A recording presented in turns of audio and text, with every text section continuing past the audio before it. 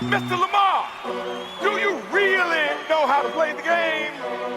Then tighten up! Detroit, it's time to tighten up. Welcome to Tighten Up, the podcast, presented by The Shield NIL. Brought to you by Hyperice and Last Shot Energy. A state of the Titans, the latest in Detroit Mercy athletics, and a chance to hear from Titans all over the world. Here's your host, Dan Hasty. Did you like that little start to the show today? How about the Super Bowl halftime show? Kendrick Lamar, and all of a sudden, you hear Samuel L. Jackson, and you hear him drop Tighten Up in the very middle of the halftime show. Oh, it was just a thing of beauty. Now, we not only have that, but we also have this. No, no, no, no, no! We finally have our first drops here on Tighten Up, the podcast. So, welcome in. It's another episode. And before we jump into our conversation with Desmond Ferguson, I did want to tell you that now you have a chance to give us feedback. You can tell us who you'd like to see on Tighten Up, who you'd like to hear conversations with, or what you'd like to hear us talk about on the show. Here's what you do. You go to the show's description, wherever you're listening to this podcast, and you can find a link, and it says, who would you like to see on Tighten Up? And you can click that link to leave a question or a comment, and we'll read the best ones on the show. We'll also see if we can get whoever you'd like on Tighten Up. It's a great way to interact with the show. So feel free to leave your questions, your comments, or your suggestions there, and we will continue along as we forge through this season of Tighten Up. Last but not least, Titan Golf Team supporters. Hope you can join us for the second annual X Golf fundraiser to raise funds for Titans men's and women's golf teams. Based on last year, this will probably sell out, and they can only accommodate 40 players. This will take place Saturday, March 15th from 1 to 4 p.m. at X Golf in Royal Oak. It's $100 per golfer, which includes food and drink tickets. Non-golfers can attend for $25, which gives food and drink as well. There's a long drive and closest to the pin competition that all can participate in. 3 shots for $20. Detroit Mercy Director of Golf, Jordan McArleton, will conduct a 15-minute clinic beginning at 1:15 prior to team play, which starts at 1:30. As for the format, teams of 4 get to play against each other, 10 teams, 40 golfers, 1 for each of the 5 hitting bays. So you get a chance to be inside where it's warm. As we said, there will be auction items available, including golf at premier country clubs in the Detroit area, golf lessons, Titan memorabilia, gift certificates for local restaurants, and much, much more. Call Coach Chuck at 248-234-1867 with questions or gift, auction, and sponsorship opportunities. And don't forget to hit them straight.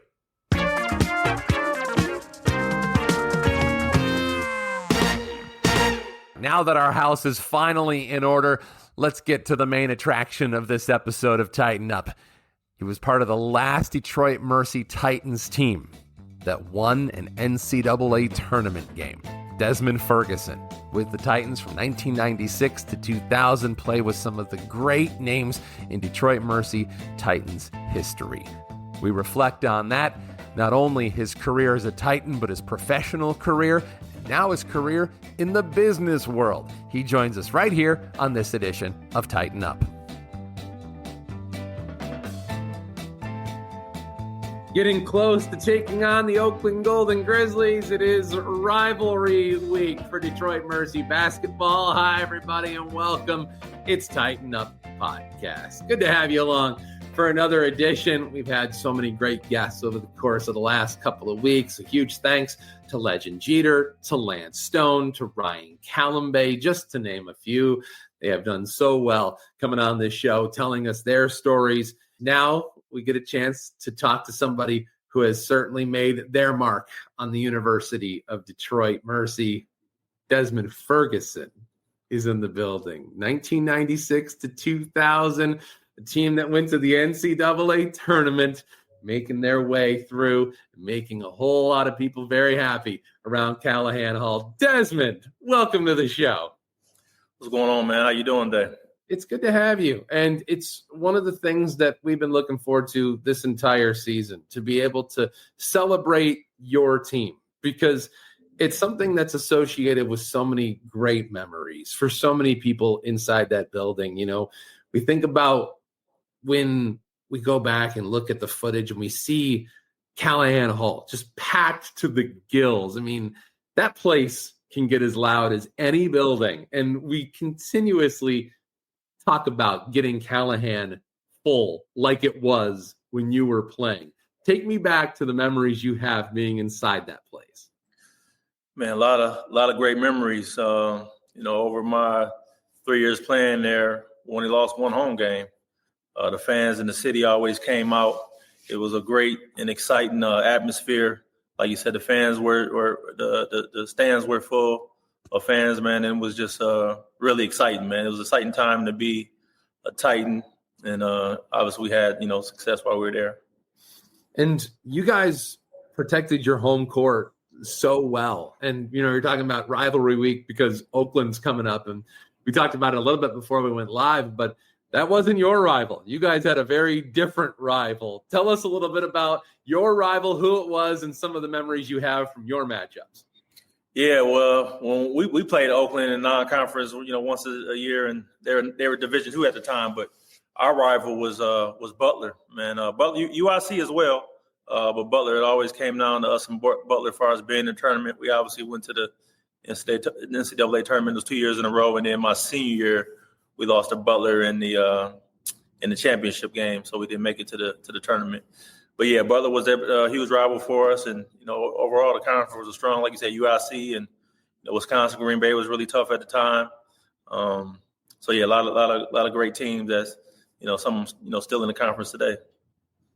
Green Bay's still in the conference, and one of the things that we saw a lot of was a ton of points in those games. A lot of up and down. Was it that way when you guys played them, or was it – you guys were obviously a defensive organization. Not so much. We were always top 10 in the nation in defense and rebounding. That was something Perry Watson hammered home to us, and we practiced every day. So we didn't have no choice but to show up and really have a lot of good defense, great defense during the games. But, yeah, we weren't letting them teams get 70, 80 points on us back then. It's funny. It just feels like – when you have a team that plays in that building, priding yourself in building your team identity around defense and rebounding, always plays well. It always plays well. Maybe that's because it's the city of Detroit. Maybe it's because of the blue-collar mentality, but it never feels like a bad business plan. It always seems to work. It worked for you guys. Yeah, I mean, it's just the old simple saying that defense wins championships. And even being a shooter myself, any given night that jump shot could be off, but defense being consistent and hounding the other team is a recipe for success. So, Coach Watson and the staff did that. And even when I went on to coach high school ball, I took all those principles and philosophies with me and made sure we started from a defensive standpoint. On a scale of 1 to 10, how much is defense effort-based? Because I know there's still some fundamentals that go along with it, but I mean, I've always heard people say, it's a lot about giving effort. Definitely, especially when you're talking from a team standpoint. You have some individual defenders that's just, naturally better than others, but when you bring a collective team and a group together on the defensive end and everybody on the same accord and the same string and really focus on the philosophies, that makes that's huge. I mean, defense being 10 been the highest. That's the or one. That's the number one priority. I think any team should have defense, and everything else kind of follows from there. Okay, so maybe like a 7 or an 8 out of 10 is what we're saying. What's that? Far. 7 to 8 out of 10. It's a little bit about fundamentals, but it's a lot about effort. Is that fair? Definitely a lot of effort, for sure. You guys got after it, and that was one of the things. Of course, you guys had people who could shoot the ball, yourself included. But what was the chemistry like? What was the reason that you guys went as far as you did? I mean, I know it's very easy and it's kind of a vague question, but what were some of the biggest reasons for your team and your success? I mean, you look at the personnel we had. I think Perry Watson did a great job of getting us together as a collective. I mean, starting off the first year we went to tournament, we had Derek Hayes, who had transferred from Iowa State. Originally, I went to Missouri, came back home. You had Rashad Phillips, who was a Prop 48, who could have went to a lot of bigger university at the time. You had Jermaine Jackson, who decided to stay home, who was a high-level Division I player. So we just had a lot of great players. That's when mid-major wasn't looked at the way it is now. We were mid-major, but we're high-major players, and I think it started with there, and we all bought into, wanting to win, and that was first and foremost, and it started with the defensive end and everybody playing their role and playing to a T. It means a lot to have a big Detroit presence, a big Michigan presence in that building when it comes to the players. And now it feels like even more than ever because a lot of guys play, whether it be AAU or whatever it is, but all these guys tend to know each other, whether they've played on a team together, they played against one another. Did you guys have familiarity with one another before you got to Detroit? Some of us, yes. Jermaine Jackson, myself, we played AAU together. So that was a big part of me, even knowing when I wanted to transfer from Missouri, knowing that I have a point guard that could get me the rock. And then didn't know Rashad as much, but obviously seen him in the Magic Round Ball game with Kobe, where he got MVP. And then him and Bakari, me and Bakari were transfers. And then Rashad was a Prop 48. So we all sat out the same year. So we got a chance to really bond and get to know each other that year that we had to sit out.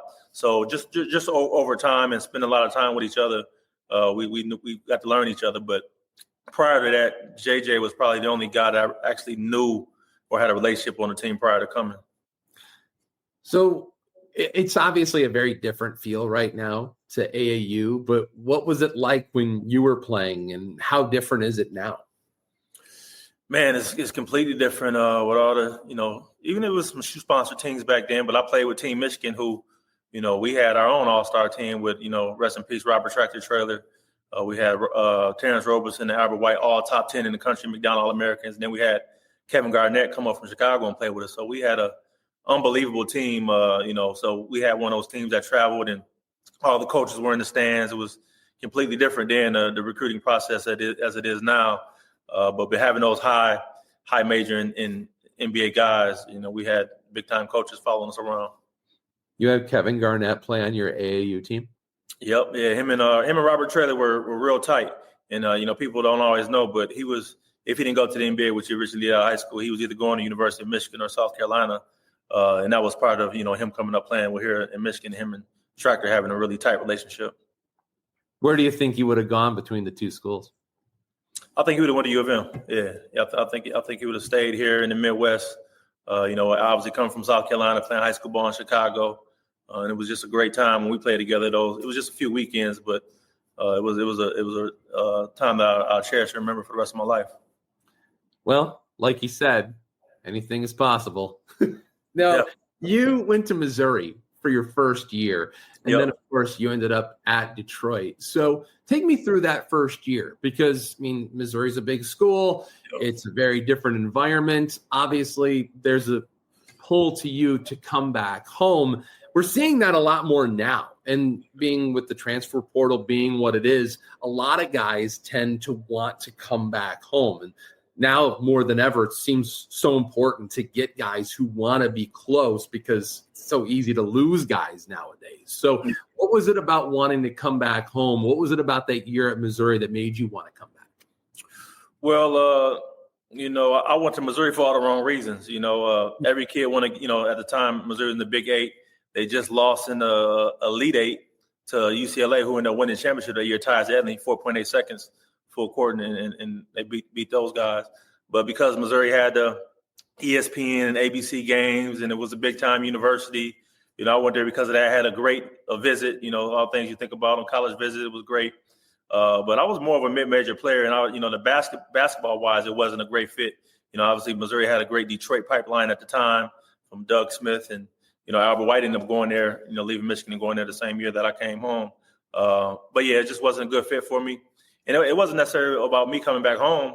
I just want to look for a right situation in coach. And after talking to my AAU coach Rocky Watkins, and seeing the opportunity at UAD, like I said, and having a great point guard, and I just felt at the time UAD hadn't been in the tournament since I believe the late '70s. So, but I seen it on the rise and seen some of the players that were there, and had me. I think we get to make some things. So really, it was next to getting married was probably the biggest decision I ever made in my life, transferring from Missouri to University of Detroit, and I'm glad I did because even fast forward, from a business standpoint, but just from the basketball side of things, it was great, to be back home around family. I wasn't necessarily homesick where I had to play in the state of Michigan, but I'm glad that being born in Detroit, even though I was raised in Lansing, it was good to come home and play in front of family and friends, and then just the success we had. We take something that was, I ain't gonna say nothing, but had died down and was on tough times to get to 2 NCAA tournaments and had a success that we did in the conference and defend the home court, man, and all those memories with the players and the coaches, and the fans. It was just a great move for me.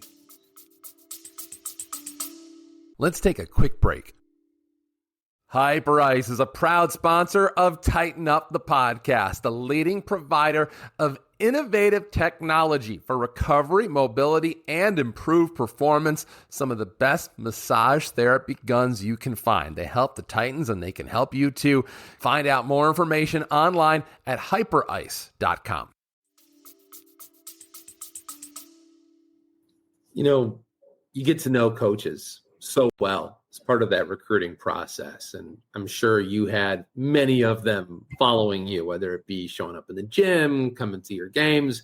And even though he didn't get you the first time around, I'm sure that Perry Watson and you knew each other well. So take me back to the first time you met him and how that relationship evolved to the point where you ended up coming home. Yeah, it was really Coach David Greer. David Greer had recruited me when he was at the University of Ohio. So he seen me in high school and recruited me in different summer leagues, but nothing happened. And then when it came time to come on my visit before I transferred to Detroit, I talked to Coach Greer. So once again, it was familiarity with him and JJ. And when I came on my visit, that was my first time actually meeting Coach Watson. And then, I knew about, his history and success that he had in Detroit public schools at Southwestern. And then, obviously what he had in Jalen and at the Fab Five and everything, his influence at Michigan. So it was a perfect fit for me, and like I said, one of the best decisions I made. What was it about him that worked so well with your group? What was it about him as a coach? Man, Coach Watson's background is he was a high school counselor and a teacher. Man, he was a fabulous teacher, not only the game of basketball but the game of life, and he was really, really, really well prepared. I mean. Like I said, when I coached high school ball, I was able to get all the practice plans that we had and just see how he had everything down to the second of how we practice and attack practices, and then it carried over to the game. But yeah, just the way he was able not only to teach the game of basketball but the game of life, and in particular, being such a strong defensive coach, and paying particularly to the small details, because that's what it is in the game of basketball, game of life. It's the small details, and just the way he was able to teach and be prepared for us to have success is the most things that I took from Coach Watson. It's a pretty big compliment to essentially have taken a lot of his plans and are now implementing them, or at least in your case, having implemented them into your regimen. So Clearly he had a pretty tight schedule. Definitely, no question about it. Yeah, and to that point, so now when you were a coach, I'm sure you could relate to him a little bit better. What were you teaching more, offense or defense? Man, defense all day. As much as I was an offensive guy and shooter, you would think that, I was some offense guru, which, we had some good plays and stuff like that. But once again, at the high school level, shots not always going to fall on the offensive end. So all the principles we had at UAD, all the practice drills, I took them to a T. And I feel if any coach is able to do that, man, it's a recipe for success. Yes, you have to have some talent and some guys who can carry out things on the offensive end and on the basketball court in particular. But, we were a defensive team, and we used the exact same principle we used at UAD to have our success. So I took a team that was, 2-19, 4 years in a row. They were so prior to going to coaching at Lansing Everett High School, they were 10-72 over was I think a 4-year period. My first year we won 5 games. We was like 5-16. Next year we was like 6-15. And that third year we went I think 21-3 or something like that. And we went to the Final Four 2 years in a row. And that's based on the principles that we had from a defensive standpoint, guys getting after it and working, and then having some guys that had some talent as well. So the blueprint we had at UAD that got from Coach Watson, I took that at the high school level, and I see why he had the success that he had at the high school level, and not even speaking what he did on the collegiate level.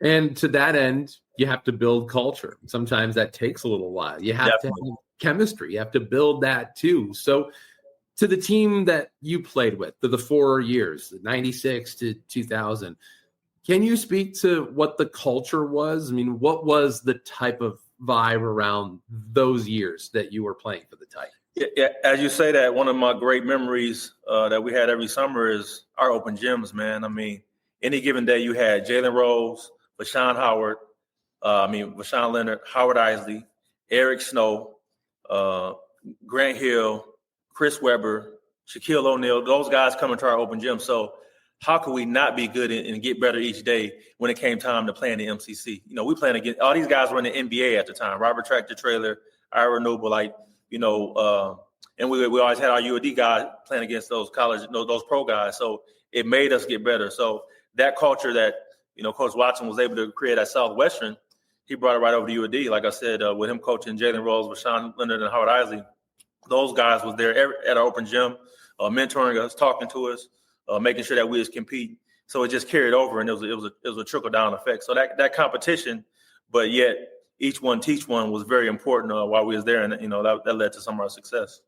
What was it about that gym that guys of pretty big stature tend to like coming out and running inside Calihan? Because I've heard this before. A lot of big name guys come out and they run in the gym. It was the best, organized open gym in the city and the state, at the time. And like I said, those relationships that Coach Watson had with guys that he coached in high school, and, have a relationship with guys with the Pistons who would come over, Jerry Stackhouse, and such. And then, we played in St. Cecilia in the summer at times. So all those same guys were playing in St. Cecilia. So yeah, just relationships. And, that's what I'm big on now, man. Everything is about building, maintaining relationships. And for us to have that, we have those same relationships, those same guys there. So prior to that wasn't there. And then, since Coach Watson has been going, that, is there. So just, it starts with Coach Watson and, the guys that he was able to, coach and teach over the years. I remember the quote. There's a quote from the TV show, The Office. And I want to make sure I get this right. It was Ed Helms' character in the last ever episode. And he says, I wish you knew you were in the good old days before you've actually left them. Man, tell me about it. I think about some of the teams that you played on with the Titans and just some of the great chemistry that you had with some of your teammates. And I would imagine that that's chemistry that's just been so hard to replicate because it's just so hard to find. Who did you have the best chemistry with on some of those teams? Once again, it sounds repetitive, but Jermaine Jackson. Jermaine was a pass first big guard that could score, but he was about getting his teammates involved. Really great defender that could defend multiple positions at the time, 1 through 3 and sometimes the 4. So just his unselfishness, and I think that rubbed off on the whole team. So I was busy running off screens and trying to get open because I knew JJ would give me the rock, so I could shoot it. But yeah, we had. But overall, it was just great chemistry, and everybody knew their role. I mean, you take that first year, we went to the NCAA tournament when we beat St. John's and lost to Purdue in the second round. Our leading scorer was Derek Hayes with maybe 13, 14 points a game. So, we had somebody at 13, 14, 11, 10, 9. I averaged 8 points. So we had what we called our starting 8 with myself, Perry Robinson, and Rashad Phillips coming off the bench. Then E.J. Harrelson, Derek Hayes, my good brother, Brian Alexander, rest in peace, started along with Jermaine Jackson. So yeah, man, we just had that first year we had a great team. And same thing, the following year, I think Rashad Phillips might have less in scoring, but I think or JJ got MCC Player of the Year. That was his senior year, my junior year. But once again, we didn't have anybody putting up 20 points a game. We had guys that could get 20 points in any given game, but I could lead in scoring one day, Shad, JJ, and so forth. So just having that full team spirit and togetherness allowed us, and you added what we could do, defensive rebounding, it allowed us, to have a lot of success. So the quote was, I wish there was a way to know you're in the good old days before you've actually left them. That's the quote. You're coming off the bench with Rashad Phillips? Yeah, me, Rashad, and Perry Watson all came off the bench. Yep. So wait, talk about depth. Yeah, no wonder you were starting 8. Yeah, yep, exactly. So I started out as my junior and senior year, but yeah, that was a great group, man. That was we all played, depending on the game, similar type minutes, but so you couldn't just focus on one or two individuals. We had a full squad. And the nice thing about having a strong 8 like that is that odds are you're going to find a couple guys who are going to be on just about every single night. So you're going to be efficient. So it's going to be Rashad. It's going to be you. It's going to be JJ. It's going to be somebody almost every night. So you guys can find a way. And that's probably one of the reasons that your leading scorer averaged 13, 14 points and everybody else was kind of around a similar 8, 9, 10, right? Yep, exactly. That's probably one of the reasons that you guys were just so dangerous. I know you had a long professional career overseas as well. And you, of course, transitioned from playing career into entrepreneurial career, which is one of the reasons that I wanted to have you on today, because, there are great success stories from playing careers. And then there are people like you who are able to have success playing and then success moving into the business world. So for those of us who don't know, and for those listening who don't know what you've done since, tell us a little bit about Moneyball. Yeah, man. So Moneyball Sportswear is an athletic clothing line that I started back in 2002. We have two sides of the business. We specialize in doing custom team sport uniforms, all sports. And then we have the retail side of the business where we have 2 retail locations here in Michigan, one in Lansing where our headquarters, and then one in Southfield. But my entrepreneurial spirit started as being a local barber. I mean, even my days at UAD, in the bathroom, cutting all my teammates' hair, making sure that their hairline was tight and, had a fresh fade, get a couple dollars here and there for those that had it. But, in high school, I was able to buy my first car at the age of 16 off of $3 haircuts at the time. That's what I was charged in my mother's basement. So that allowed me, that motivated me, like, okay, one day I want to start my own business, not knowing what that would be.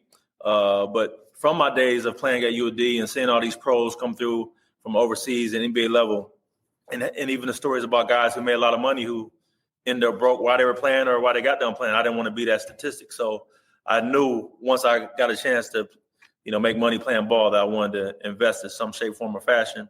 My first year after graduating UAD, in 2001, I had a chance to play over in Holland.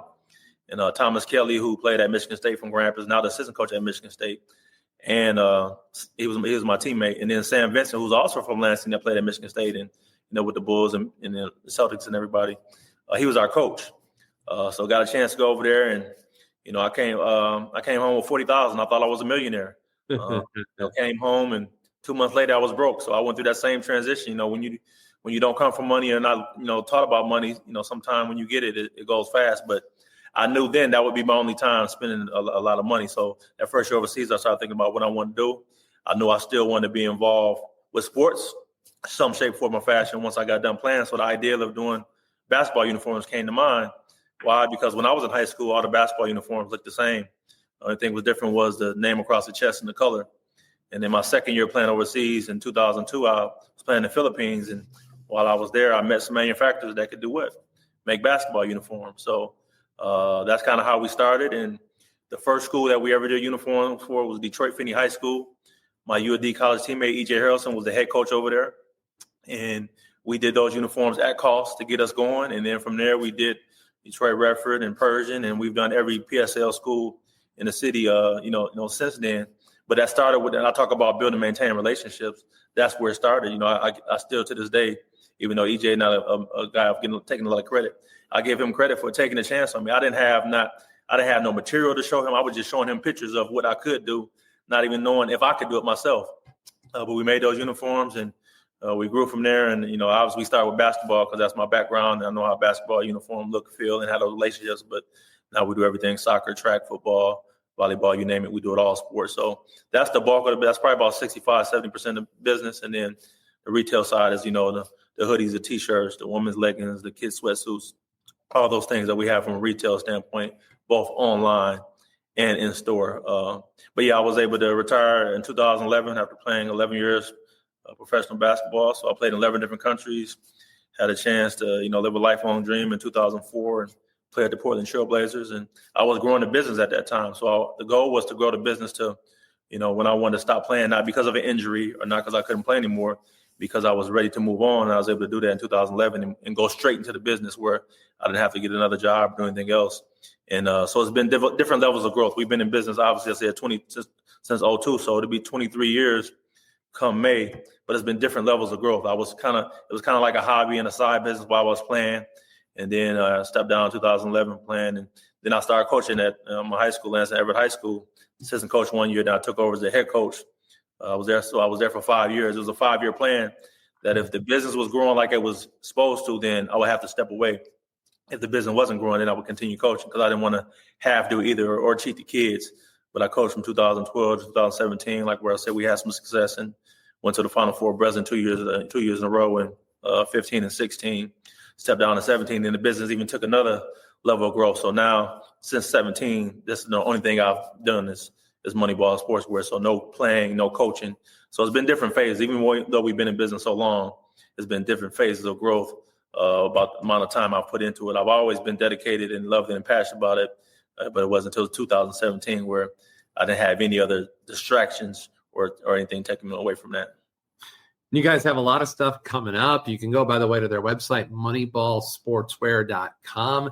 Tell us about some of the stuff you've got. I know you got the shootout coming up, but you also have some golf stuff coming up as well.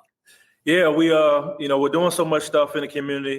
We started the Desmond Ferguson Foundation last year, but so for the last 19 years, I've done an absolutely free basketball clinic in Lansing. For the last 3 or 4 years, we've done it here in Detroit as well, over at Tyndall Community Center, right on the west side of Detroit. So yeah, we have that. We do the Moneyball program, which all the college and pro guys play in it. Learning from St. Cecilia, my man Glove, who used to run the St. here in Detroit, he taught me step by step how to, have that in Lansing, and now it's grown to be one of the biggest, programs in the Midwest, where all the, Division I college and pro guys play in it. Once again, we have the Desmond Ferguson Foundation Golf Outing, June 17th. We do a Moneyball 3-on-3 tournament first weekend of August down in Lansing. We had the Moneyball Shootout, which is an AAU tournament coming up. We do it this would be the, I believe, 12th year, but we do that on Mother's Day weekend, the first, second weekend in May. So a lot of different events, but all stemming from the business and things that I enjoy and passionate about, from a basketball standpoint. So just so you know, they do baseball, basketball, football, soccer, track and field, lacrosse, softball, volleyball, wrestling, you name it. But on top of all that, you guys are also doing some stuff in retail as well. So it's not just uniforms anymore. Yep. So you go to our website, moneyballsportswear.com. It allows you to click on the team uniforms aspect. So that takes you a different direction where you can check out the uniforms that we do for all sports. And then they have our shop site, which you can check out the retail. So we have a lot of great products that we release, every summer, spring, fall, winter, some great sweatsuits. We have some great women's clothing. We have stuff for kids as well. So we like to say we got something for everybody. If you come by a Moneyball Sportswear store, we guarantee you it's going to be something that you like. If not for you, then for someone else. Well, it's very cool to watch and to see the fruits of the professional career. I was thinking about this the other day. Of course, you had all those years overseas, but this was before the NBA G League. Was it? Well, yeah, so it was the CBA. The CBA was what is the G League now. Isaiah Thomas kind of came around and did some not so great things with the CBA, but the CBA was the second best league in the world next to the NBA. So that was the G League. And I played down the Flint Fuels. I went on with the Rockford Lightning, played in Minot, North Dakota, played in Yakima, Washington. So a lot of great former pros. That's where, Phil Jackson and George Karl and them came from coaching and, got to the NBA. But the NBA was a really competitive league. And, from playing in Rockford, that's where, I got the games I played in the playoff. That's where I got called to work out with the Portland Trailblazers and ended up signing a couple 10-day contracts with them. So, yeah, the CBA was the real deal. That was, it kind of faded out, mid 2000s, but or late 2000s, but early 2000, like in the 90s, early 2000s, CBA was a really great competitive league. Well, good thing for the CBA. You still cutting hair? No, not really. I just, my hair gone now, so I just use a razor and cut mine off. And I cut my son here. He growing a little afro, so haven't gave him a little cut in a while. But no, nothing like I used to, man. I used to have my mama's basement packed full of people getting haircuts. I know you got a lot of stuff going on, but how much have you been able to keep tabs on what's going on with the current Detroit Mercy basketball team? Yeah, I've been probably should be more, but I've been to one game so far this year. I'm obviously familiar with Monty, from being at Michigan State. When I was coming up as a young fella, I would go play open gym with those guys at Michigan State. So I seen him play at Michigan State. And then, even after my days at UD, being in Lansing, I would always play in the open gyms at Michigan State and see Monty out there. And he was really my primary contact when it came to the Moneyball program as far as getting the players on the squad and everything. So one of the great things I like about Monty is he has came and knows what it takes to get right in the city. And from a recruiting standpoint to, showing your face to, being around, I think we kind of missed that from a university and basketball standpoint that we weren't in the city enough. Detroit basketball, University of Detroit basketball is huge when you're involved in the city. It's one of those schools being dead smack in the middle of this on the west side that you have to be in the community. You have to be out and about. You have to be touching the folks. And what I like to see is that now you have some coaches that's familiar with the area and from Detroit. You have players that's from Detroit and the state of Michigan. And hopefully that'll bring that same type of crowd and energy that we had when we were there and that success back to the city where it belongs. And I'm looking forward to the improvement, which has already been in year one that the coaching staff has made. And I'm just looking forward to continued success that they're going to have. And I'll definitely be there checking out more games.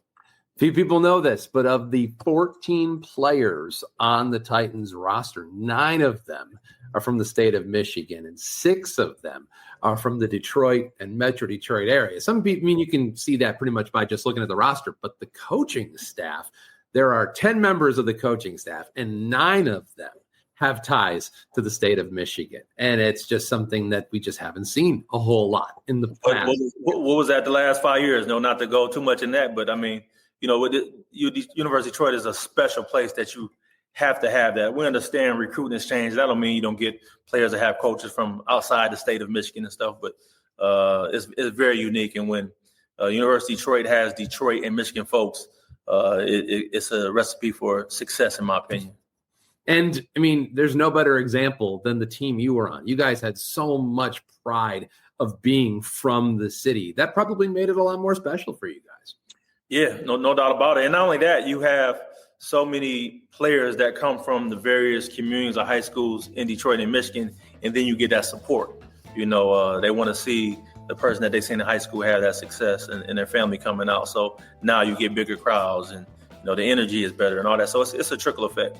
Yep, and we're already seeing that this season. And Desmond, you're a great example of what can be once again. Desmond, thank you very much for spending some time with us again. That website, moneyballsportswear.com. Desmond, great stuff out of you. Really appreciate you taking the time and helping us see everything that can be from people who play at Detroit Mercy and all the things they can do once they move on. Thank you, Desmond, for taking the time with us. Thanks for having me. I appreciate it.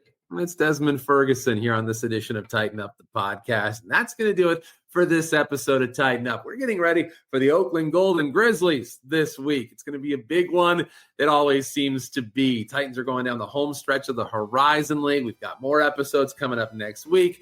Hope you join us for those. Don't forget, you can follow the Shield NIL on social media. You can do it on X at the Shield NIL. Same handle on Instagram. You can follow me as well on X at that Dan Hasty. You can also follow me on IG as well. at Dan Hasty. Don't forget, you can go also find out more information about how you can help advance Detroit Mercy student athletes and their community-driven initiatives at theshieldnil.org.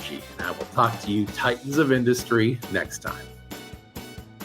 Thank you for listening to another episode of Tighten Up, the podcast. Join our community at The Shield on theshieldnil.org and follow us on X and Instagram at theshieldnil.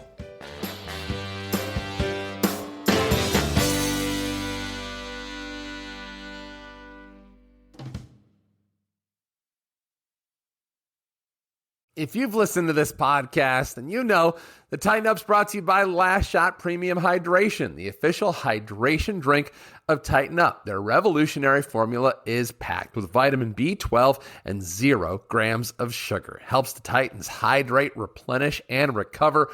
Try it at Calihan Hall or learn more at lastshotofficial.com.